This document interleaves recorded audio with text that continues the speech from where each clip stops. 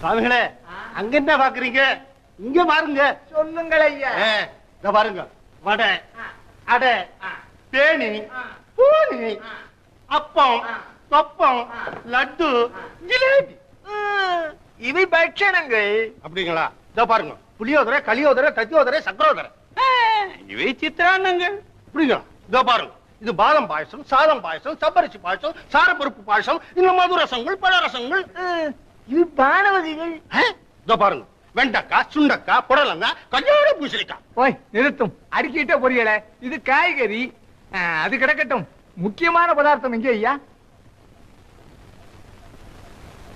ஓ அதுவா? கொண்டாரம் கொண்டாரம் இருங்க.